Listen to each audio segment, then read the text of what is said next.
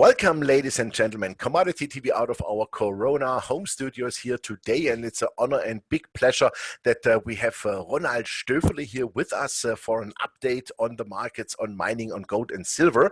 And of those of whom you don't know Ronnie that well, Ronnie is managing partner of the Incrementum AG in Liechtenstein, and also he is a co-author of the In Gold We Trust report, which will be published on the 27th May, and which is one, I would say, of the absolutely best compendiums on the markets, on precious metals, on macroeconomics. And I remember Ronnie also a long time saying the recession is around the corner. It's not going like this.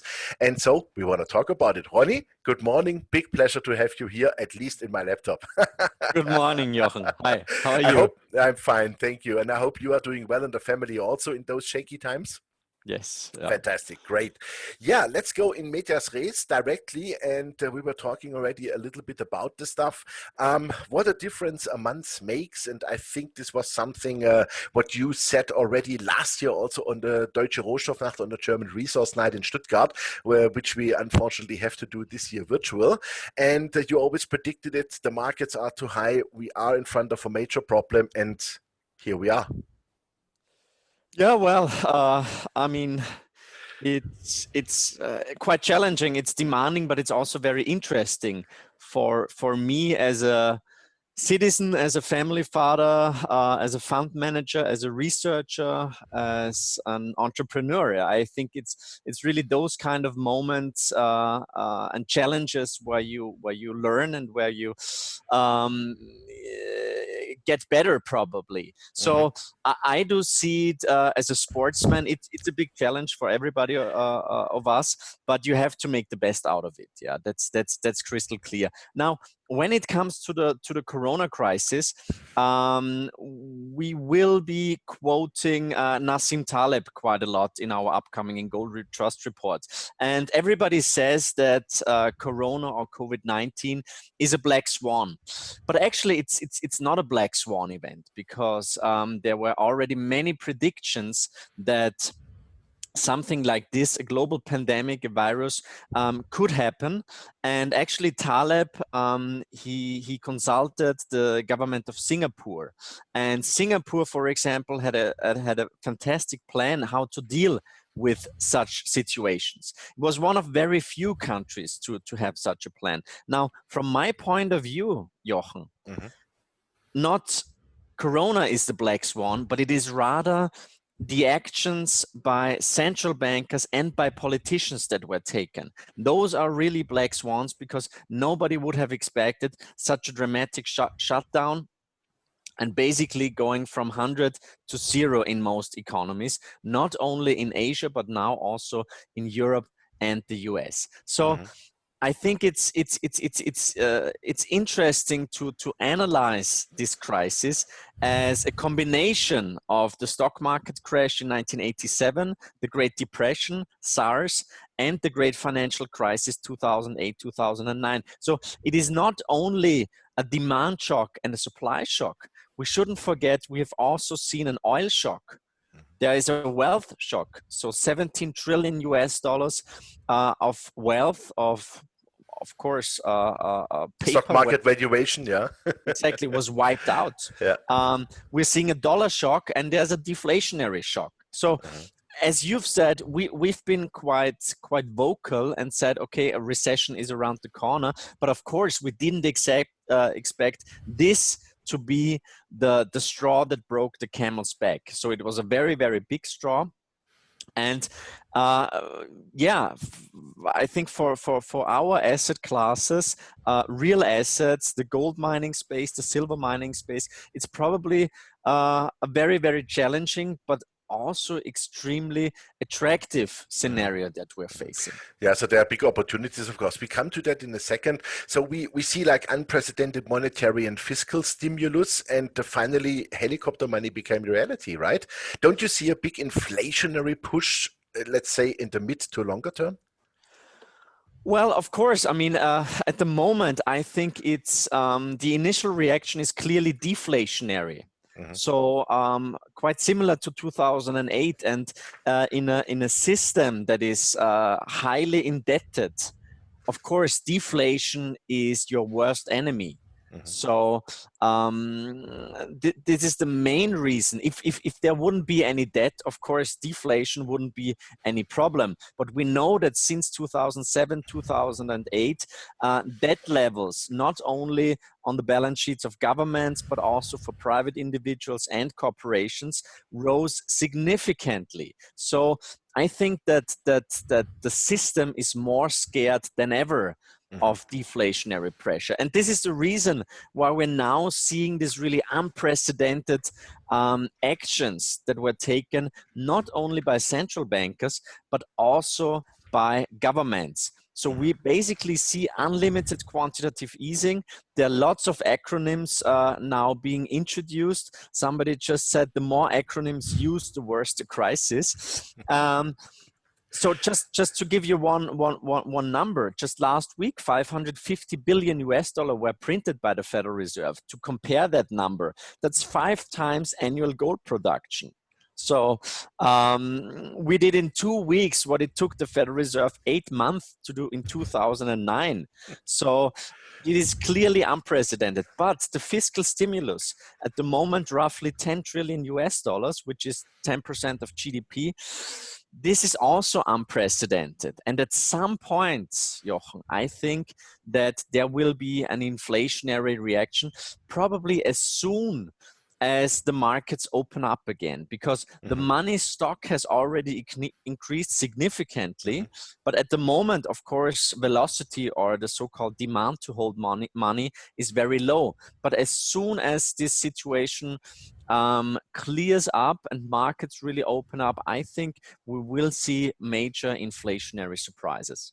Fantastic. So that means, as you were always talking a little bit about the seventh sense of the market, which is gold, of course. And this morning, gold was again at 1660. Funny enough, uranium also starts to move, which is something totally different, but it did not lose anything. It went up since the whole crisis. So this is also telling me something, because the world needs power still.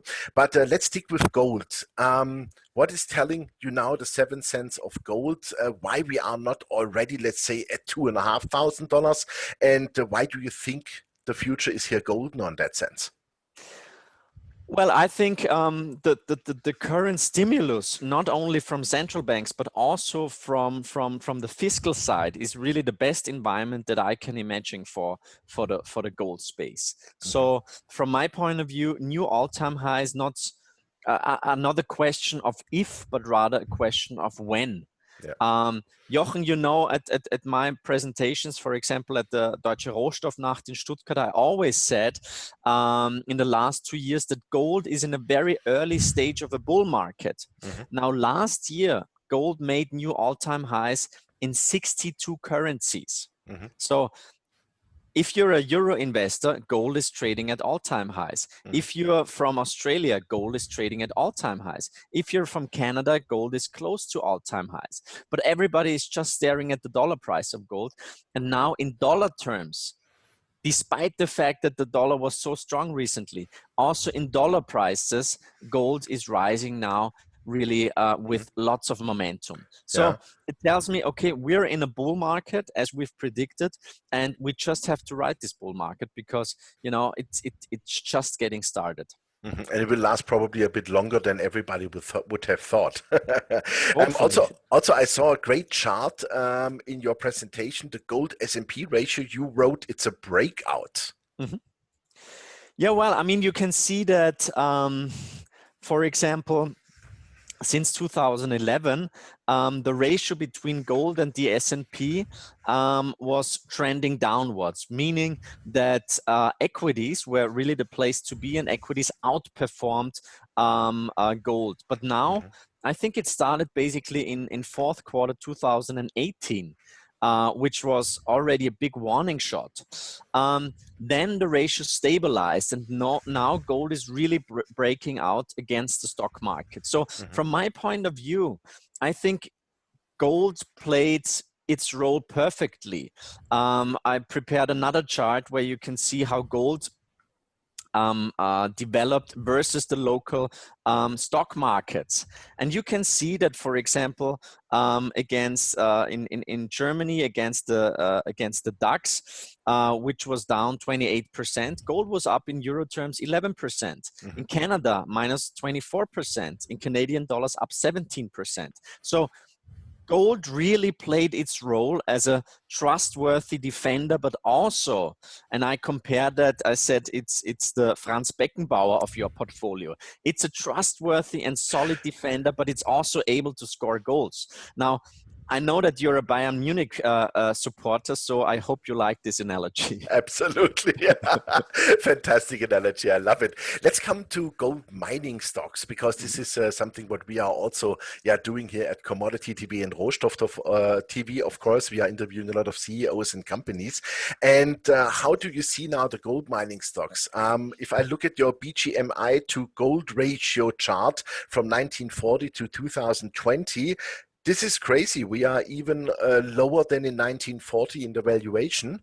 And also, if I look at bull markets in mining shares, the party has only started. So maybe you want to comment on those two charts a bit?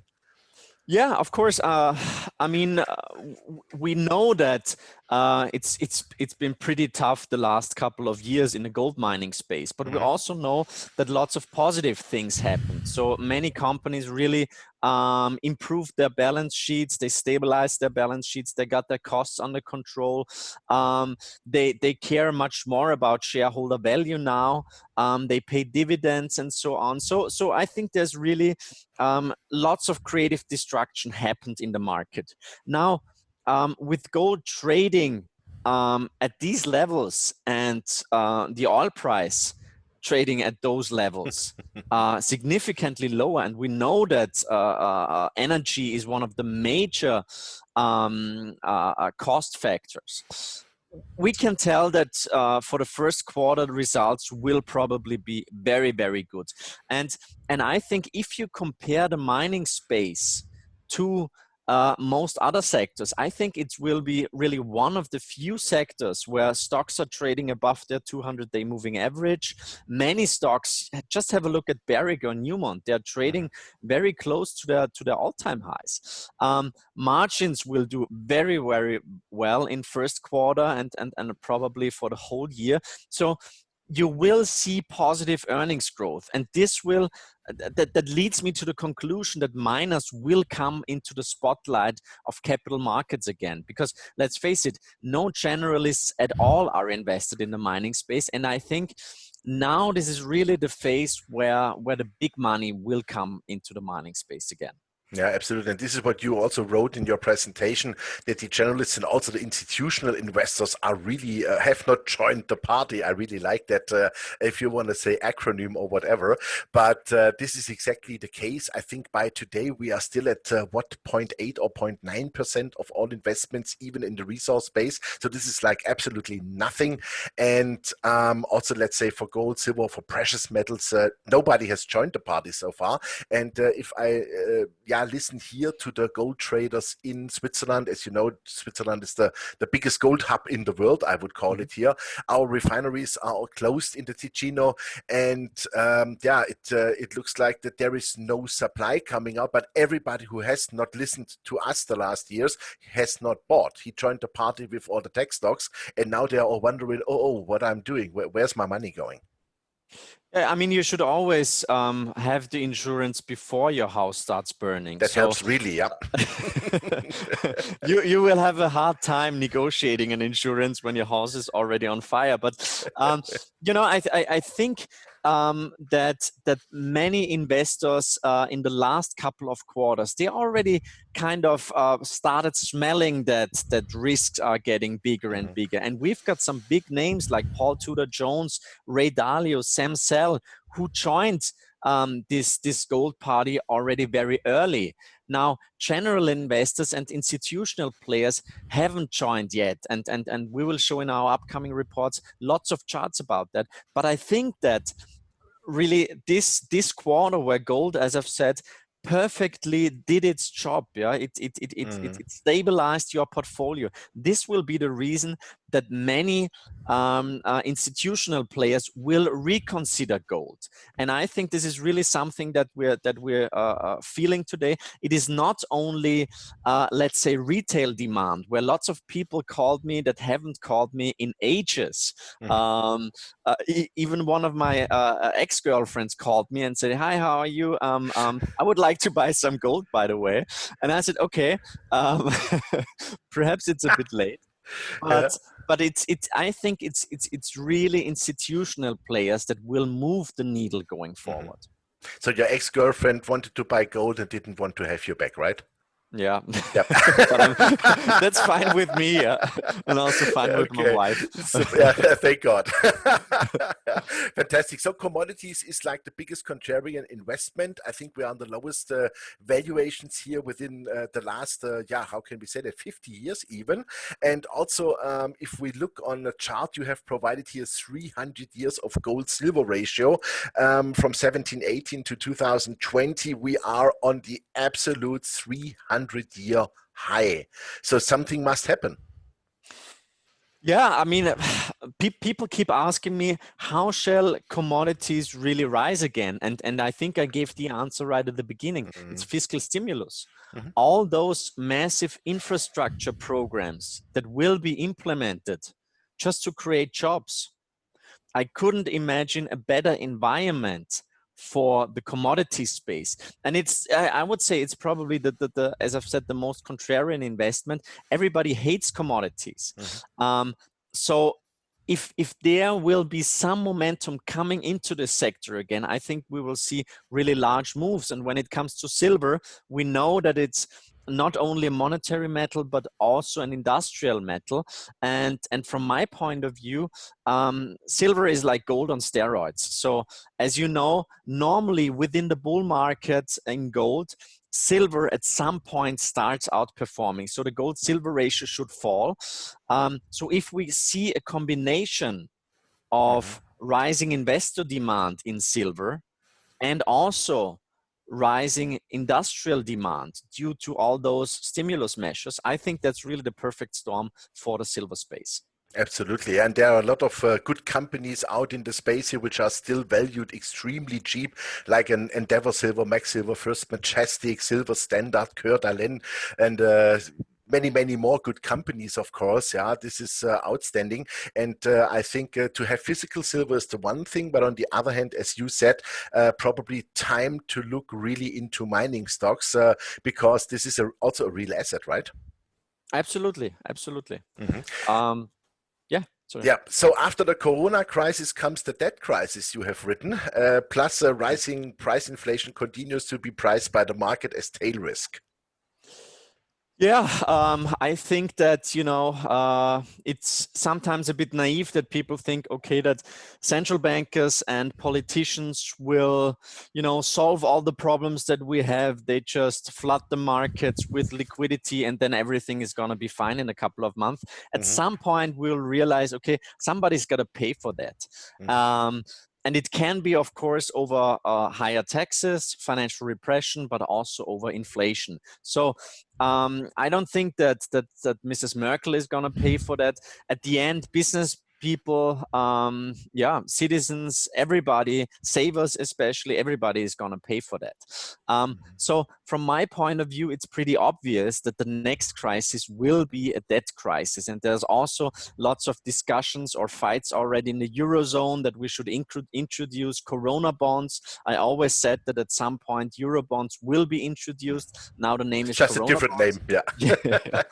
And as I've said, it's all about trust. And last year we said that trust is actually eroding in many areas of our lives. It's not only in politics and in media, it's in science, it's in lots of different areas. But we said that the biggest trust bubble out there is in central banking. So I think with all those huge monetary experiments going on, we could see a loss of trust in central banking. And of course, the flip side would be rising inflation. So that's, from my point of view, definitely much more than a tail risk. And it seems that people already feel that those experiments will end up very inflationary. So that one of the best contrarian examples would then be the Russian central bank, right? Because they sold like in the last 2-3 years all their treasuries, US treasuries, and they were buying gold, gold, gold, gold, gold. Yes, they've got, I think, more than 20% of their total balance sheet is in gold. They've got very, very low debt. It's actually one of our biggest positions in one of the funds that we manage is Russian government bonds. We think the ruble is quite attractive, and the yield on those bonds, given their really solid financial situation, is also quite attractive. Fantastic. Ronnie, thank you very much. I know you are in a big hurry because you have many, many more interviews and webinar sessions. But really, thanks a lot that you have taken the time this morning for that. As always, perfect to talk to you and to discuss with you the markets and the macros. And I think one thing is clear, we will overcome that crisis for sure, as we overcame all crises in the past. But definitely you have to insure yourself, your house before it burns. And gold, silver, mining stocks is something you really should own, I would say. And yeah, so to you, kind regards, best regards to Vienna. Stay healthy. Make sure that you have a gin and tonic in the evening, because to my research, this is the best against Corona. And so you make sure you are staying healthy and fine. And Thank you, Jochen. And after the third one, you have a great feeling.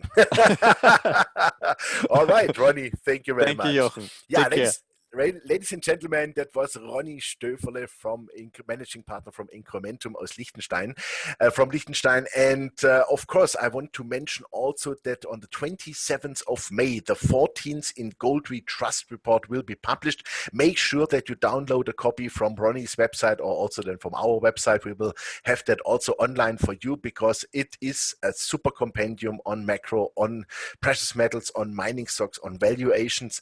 And this is exactly what you need.